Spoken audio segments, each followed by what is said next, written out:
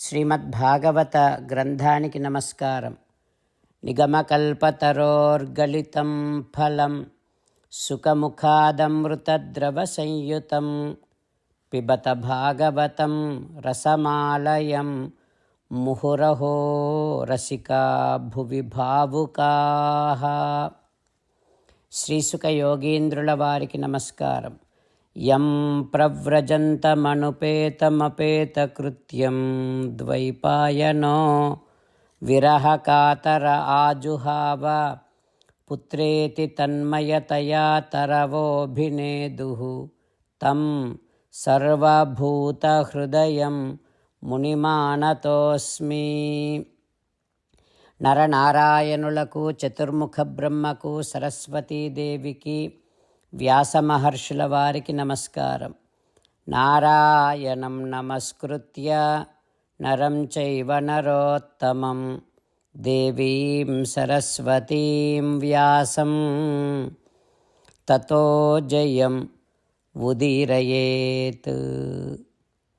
శ్రీమద్భాగవతము 5వ స్కంధములో సూతమహాముని శౌనకాది మహర్షులందరికీ ప్రవచనం చేస్తూ ఈ రకంగా చెబుతూ ఉన్నాడు.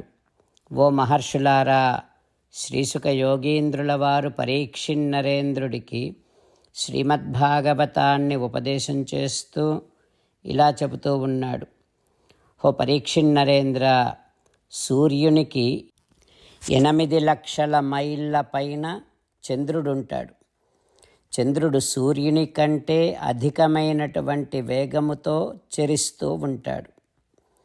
చంద్రుడు వృద్ధి చెందుతూ ఉన్నప్పుడు, చంద్రకళలు పెరుగుతూ ఉన్నప్పుడు దేవతలకు పగలు, పితృదేవతలకు రాత్రి. అట్లాంటి సమయాన్ని చంద్రుడు తాను వృద్ధి చెందుతూ కలుగజేస్తాడు.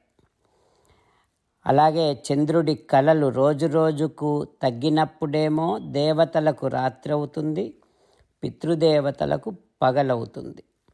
ఈ రకంగా చంద్రుడు ఒక్క రోజులో ఒక్కొక్క నక్షత్రాన్ని దాటుతూ ఉంటాడు.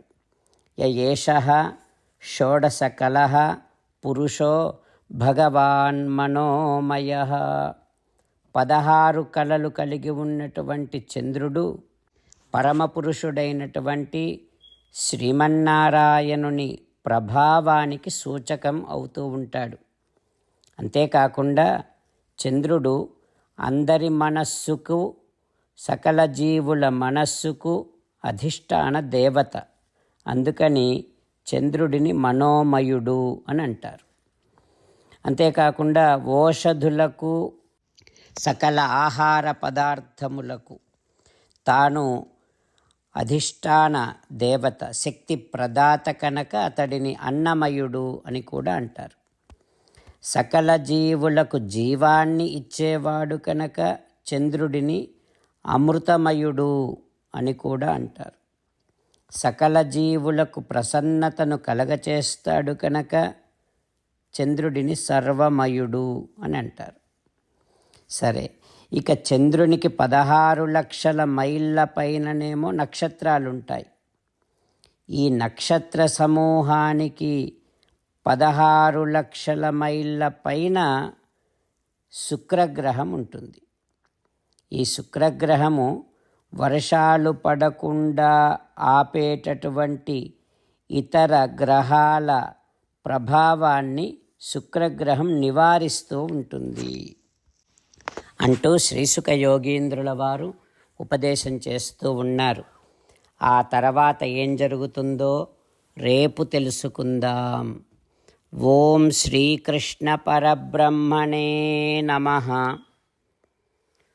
ఓం అస్మద్గురుభ్యో నమః.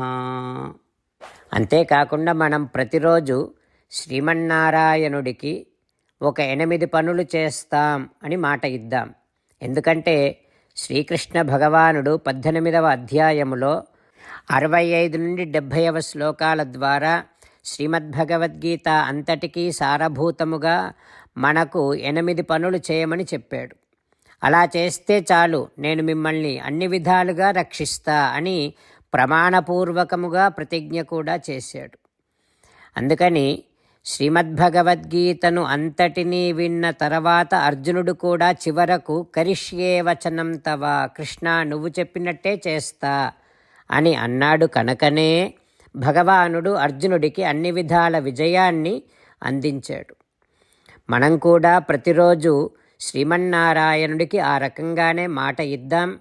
8 పనులు చేస్తాం అని మనము మాట ఇస్తే అది అష్టాక్షరీ మహామంత్ర జపము చేసినటువంటి ఫలితాన్ని మనకు ప్రతిరోజు ఇస్తుంది. ఇట్లా మాట ఇవ్వటం కంటే గొప్ప పూజ, యజ్ఞము, తపస్సు మరొక్కటి లేనే లేదు. అందుకని నేను అంటూ ఉంటాను, మీరు మనస్సులో భావిస్తూ ఉండండి. ఈ రకంగా మనము మాట ఇస్తూ ఉంటే శ్రీకృష్ణ భగవానుడి ముఖారవిందములో కలిగేటటువంటి ఆనందాన్ని మనం ప్రతిరోజు దర్శిద్దాం, ఆస్వాదిద్దాం. జై శ్రీమన్నారాయణ.